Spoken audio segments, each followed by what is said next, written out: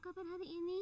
Putu harap kabar hari ini anak-anak selalu dalam keadaan yang sehat, selalu semangat, dan tetap ceria anak-anak. Nah, untuk kali ini Putu akan ajak kita untuk belajar bersama-sama tema 1, subtema 1, pembelajaran 3. Nah, anak-anak bisa buka di halaman 34 sampai halaman 45 ya. Oke, sudah siap ya anak-anak? Siapkan alat tulisnya, siapkan bukunya. Buku paketnya juga sudah dibuka ya. Baik. Oke. Jadi di tema 1, subtema 1, pembelajaran yang ketiga ini kita akan belajar bahasa Indonesia. Nah, di pelajaran bahasa Indonesia kita akan membahas tentang mencermati gagasan pokok dan gagasan pendukung yang diperoleh dari teks lisan, tulis, atau visual. Kemudian yang kedua, kita juga akan belajar mengenai mencermati keterhubungan antar gagasan yang didapat dari teks lisan, tulis, atau visual. Oke. Kemudian muatan pelajaran yang kedua yaitu IPA. Nah, di pelajaran IPA kita akan belajar tentang menerapkan sifat-sifat bunyi dan keterkaitannya dengan indera pendengaran. Oke. Baik, kita akan mulai pembelajaran, tapi sebelumnya Buduma akan flashback dulu nih. Buduma akan tanya dulu tentang keberagaman. Nah, kemarin Buduma sudah menjelaskan tentang keberagaman. Apa sih keberagaman itu? Ya, pintar sekali, beraneka ragam. Kemarin Buduma sudah menjelaskan tentang keberagaman yang ada di Indonesia. Ada alat musik, ada tarian daerah, ada bahasa daerah, makanan khas, dan masih banyak lagi. Nah, anak-anak, ada satu lagi yang akan Buduma bahas di sini, yaitu tentang permainan tradisional. Nah, Indonesia memiliki banyak sekali permainan tradisional yang sangat menarik. Banyaknya jenis permainan tradisional ini menunjukkan keragaman budaya yang harus kita jaga.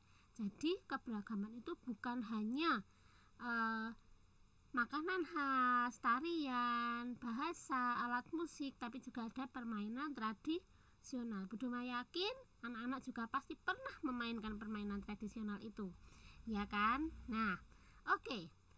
Kita akan kembali lagi. Nah, anak-anak, selain memiliki permainan tradisional yang beragam, Indonesia juga memiliki musik tradisional yang beragam pula. Bunyi yang dihasilkan suatu benda itu berbeda-beda. Nah, demikian pula dengan bunyi yang dihasilkan oleh alat musik tradisional. Nah, kemarin Buduma sudah bahas kan? Nah, bagaimana suara angklung, kemudian bunyi tifa, bagaimana cara membunyikannya. Nah, anak-anak, hari ini kita akan belajar tentang sifat bunyi merambat. Apa? Sifat bunyi merambat. Oke. Nah, anak-anak, bagaimana sih caranya bunyi itu bisa terdengar sampai ke telinga kita? Anak-anak harus ingat, ketika kita mendengarkan bunyi atau ketika kita mendengarkan suara, itu ada syaratnya anak-anak. Yang pertama, harus punya yang namanya sumber bunyi. Nah, Buduma waktu itu sudah menjelaskan sumber bunyi itu adalah benda yang dapat menghasilkan bunyi. Oke. Nah, syarat yang kedua yaitu adalah media penghantar. Nah, media penghantar ini nih anak-anak yang akan kita pelajari hari ini. Yang ketiga, ada si pendengar. Nah, anak-anak, kalau nggak ada si pendengar, bagaimana sih si bunyi itu bisa terdengar ke telinga kita? Kan nggak mungkin ya. Nah, baik anak-anak. Nah, tadi Buduma sudah jelaskan ke anak-anak bahwa hari ini kita akan belajar tentang media penghantar nih. Nah, anak-anak, media penghantar itu ada 3, yaitu ada udara, zat cair, dan benda padat. Nah, bunyi yang berasal dari sumber bunyi sampai kepada pendengar dengan cara merambat. Nah, bunyi dapat merambat melalui media perantara, yaitu apa tadi? Udara, zat cair, dan benda padat. Oke. Bunyi tidak dapat merambat tanpa adanya media perantara.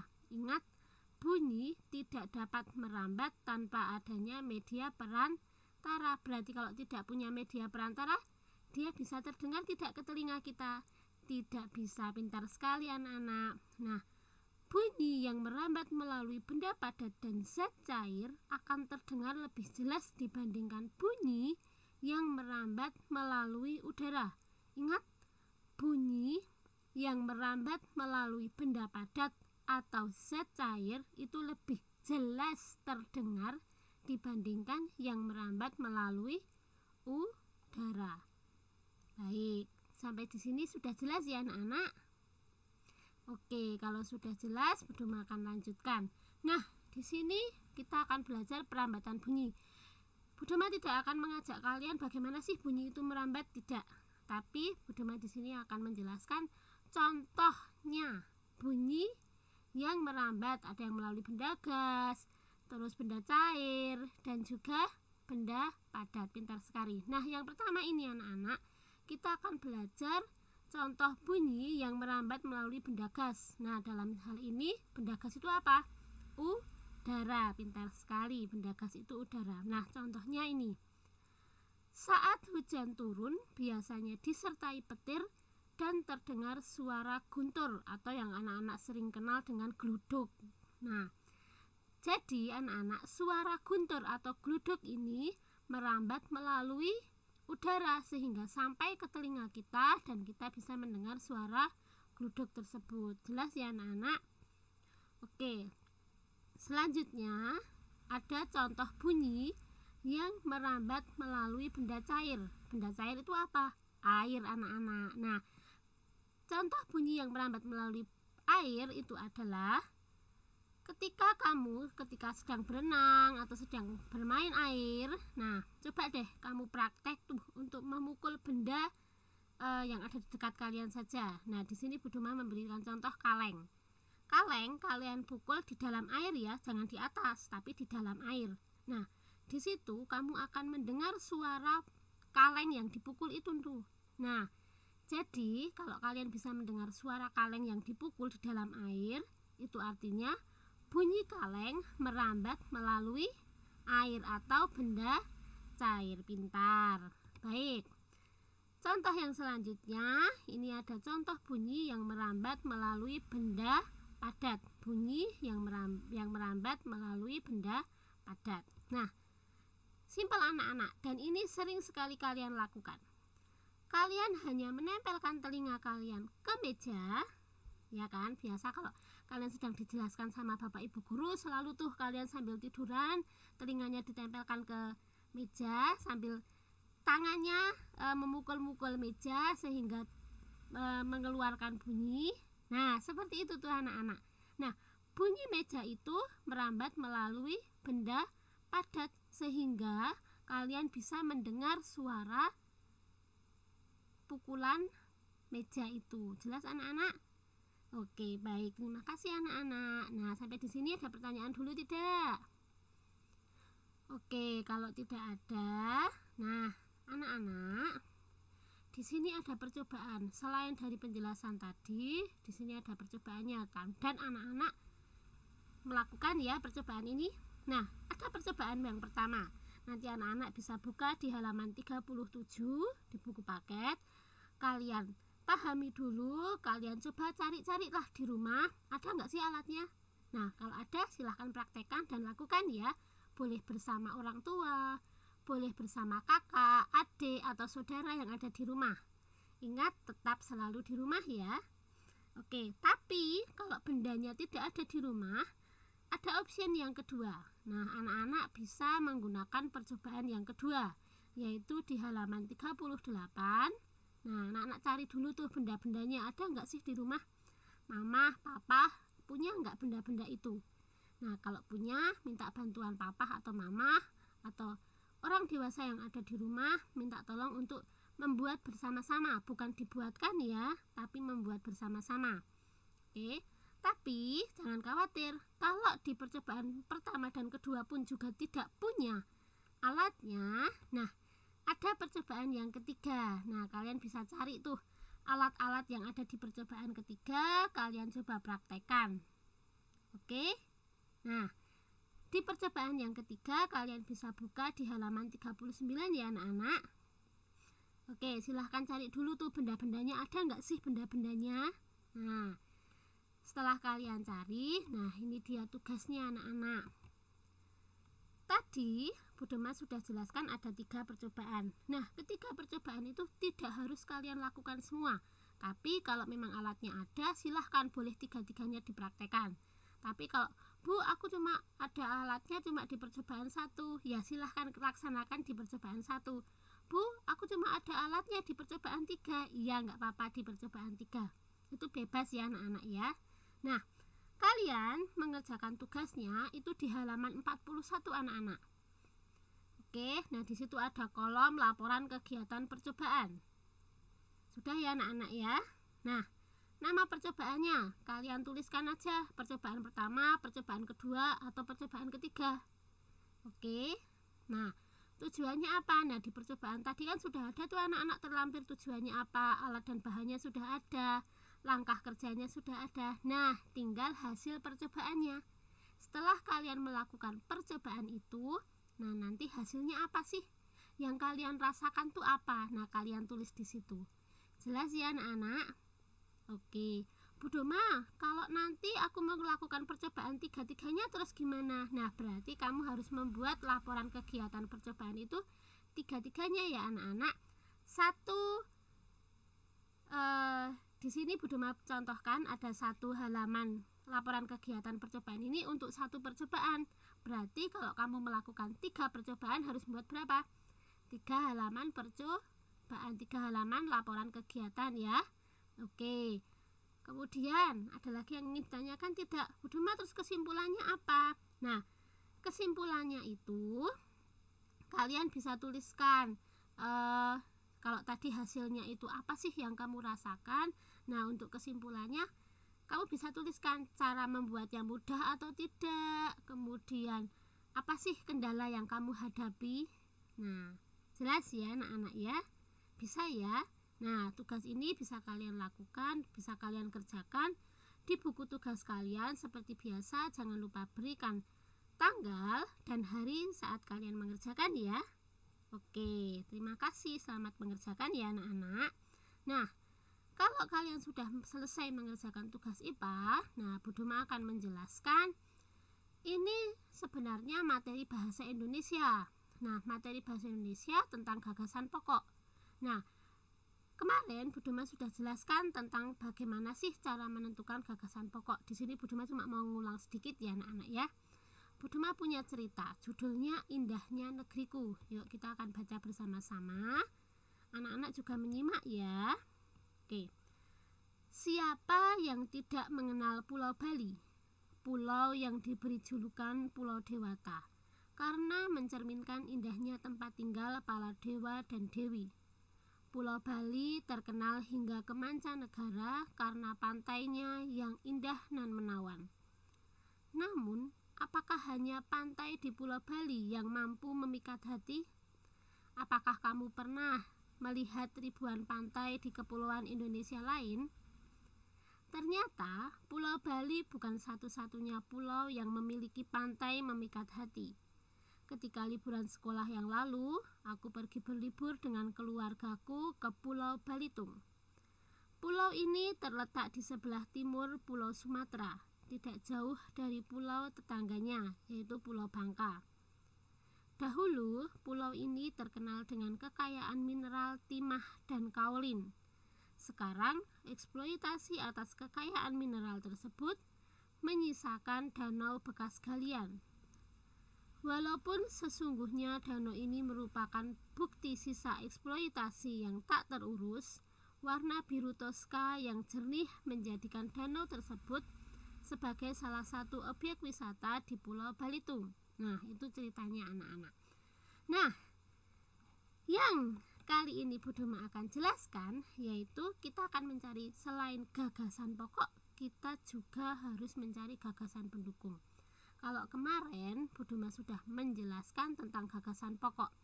Nah, di paragraf yang pertama ini anak-anak, Bu Doma mau bertanya ke anak-anak, kira-kira gagasan pokoknya apa ya? Yuk kita cari. Di setiap kalimat yang paling banyak muncul kata yang sama. Ya tidak? Ayo, sudah ketemu belum? Oke, kalau sudah ketemu, apa jawabannya? Oh, pintar sekali. Ya, gagasan pokoknya yaitu adalah Pulau Bali. Jelas ya anak-anak ya? Gagasan pokoknya yaitu adalah Pulau Bali. Nah, di sini kalian harus jeli anak-anak. Pulau Bali itu di kalimat pertama muncul tidak? Oh, muncul. Nah, kita akan bahas tentang gagasan pendukung anak-anak. Di gagasan pendukung ini, kalian hanya menuliskan kalimat yang ada di kalimat kedua misalkan. Nah, di kalimat kedua ini anak-anak, kenapa Bu kok harus dituliskan kalimat kedua? Anak-anak, tidak harus dituliskan di kalimat kedua, karena yang pertama muncul kata Pulau Bali di kalimat keberapa? Nah, di kalimat pertama itu sebagai gagasan pokoknya. Nah, sebagai gagasan pendukungnya yaitu kalimat setelahnya. Berarti kalimat berapa? Kalimat kedua, terus kalimat ketiga, lalu kalimat keempat sampai kalimat yang terakhir ya anak-anak. Kalau terakhirnya sampai kalimat kelima, ya berarti kalian harus tulis sampai ke kalimat yang kelima. Jelas sampai di sini? Oke, nah selanjutnya yuk kita mau cek dulu di paragraf yang kedua. Nah, ini adalah paragraf yang kedua, ya kan? Nah, kita akan sama-sama cari dulu di paragraf kedua satu kata yang paling banyak muncul. Kata apa ya? Wah, sekarang sudah semakin pandai anak-anak. Ya, pintar sekali. Kata pulau. Nah, anak-anak, walaupun di situ hanya terdapat beberapa kata, ada Pulau Balitung, Pulau Sumatera, Pulau Bangka, itu tidak menjadi masalah ya anak-anak. Karena apa? Setiap kalimat mereka selalu memunculkan kata pulau. Jadi gagasan pokoknya yaitu adalah pulau. Pintar sekali. Nah, anak-anak, seperti tadi, kata pulau muncul pertama kali di mana? Oh, di kalimat pertama. Berarti gagasan pokoknya kita tulis kalimat keberapa? Ya, sudah mudeng ya. Berarti kalimat kedua, kalimat ketiga, sampai kalimat yang terakhir. Oke, jelas ya. Nah, sekarang yang terakhir, kalimat yang ketiga. Yuk kita cari kata apa ya yang sering muncul di paragraf yang ketiga ini. Kata apa yang muncul di paragraf yang ketiga? Bu Doma, di sini kok ada dua kata yang sering muncul ya? Ada kata kekayaan dan ada kata eksploitasi. Terus bagaimana Bu Doma? Nah, pintar anak-anak. Nah, berarti kalian tuliskan gagasan pokoknya itu dua, yaitu kekayaan dan eksploitasi. Nah, keduanya bisa digabungkan anak-anak menjadi eksploitasi kekayaan, atau bisa kalian tuliskan eksploitasi kekayaan mineral, eksploitasi kekayaan danau kaolin. Nah, seperti itu ditambahkan boleh kok anak-anak. Jelas ya? Nah, kata kekayaan atau kata eksploitasi ini muncul pertama kali di mana? Ya, pintar sekali, yaitu di kalimat yang pertama. Berarti gagasan pendukungnya kalian tulis di kalimat keberapa? Nah, gagasan pendukungnya kalian tulis kalimat yang kedua, kemudian dan kalimat yang ketiga atau kalimat yang terakhir. Sampai di sini ada pertanyaan?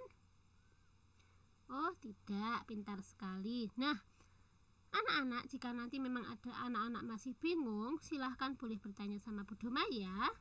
Oke, nah, karena anak-anak sudah jelas tentang tadi pembahasan gagasan pokok dan gagasan pendukung. Nah, ini adalah tugas bahasa Indonesianya anak-anak. Tugasnya, nah di sini ada bacaan siap menghadapi musim hujan. Anak-anak bisa buka di halaman 29 ya, di buku paket ya. Nah, tugas kalian dari bacaan ini kalian tentukan setiap paragrafnya, kalian buat seperti tadi, gagasan pokok, gagasan pendukung ya. Oke, jadi nanti kalian buatnya seperti ini. Paragraf 1. Nah, gagasan pokoknya apa? Silahkan anak-anak cari, kalian tulis ya. Kemudian gagasan pendukungnya terdapat di mana? Di kalimat keberapa? Terus kata-katanya apa? Kalian tulis lengkap ya, satu kalimat ya, dari mulai huruf besar sampai dengan titik. Pintar sekali. Ada berapa tuh gagasan pendukungnya? Kalau ada 3, kalian tulis 3. Kalau cuma ada 2, kalian tulis 2. Jelas? Oke, sama halnya di paragraf 2. Paragraf 2 juga sama. Kalian harus menentukan gagasan pokok, kemudian gagasan pendukungnya, kemudian kalimatnya ya anak-anak ya. Nah, di paragraf ketiga pun juga demikian anak-anak. Nah, kalian harus menentukan gagasan pokok dan juga gagasan pendukung. Oke. Nah, kalian kerjakan di buku tugas. Jangan lupa hari dan tanggalnya. Oh iya, satu lagi anak-anak, jangan lupa kalian sertakan juga mupelnya ya, muatan pelajarnya ya. IPA, bahasa Indonesia. Nah, itu ya, jangan lupa anak-anak. Oke. Nah, kalau sudah selesai, jangan lupa kalian tetap harus membantu orang tua. Nah, anak-anak di refleksi kali ini, adakah dari anak-anak yang ingin bertanya? Oke, Bu Doma tunggu ya. Nah, oke, kalau sudah tidak ada yang ingin bertanya, terima kasih untuk hari ini. Selamat pagi anak-anak. Tetap semangat, tetap jaga kesehatan. Ingat, walaupun hanya di rumah, harus tetap belajar ya. Oke, terima kasih anak-anak. Sampai jumpa. Tuhan memberkati.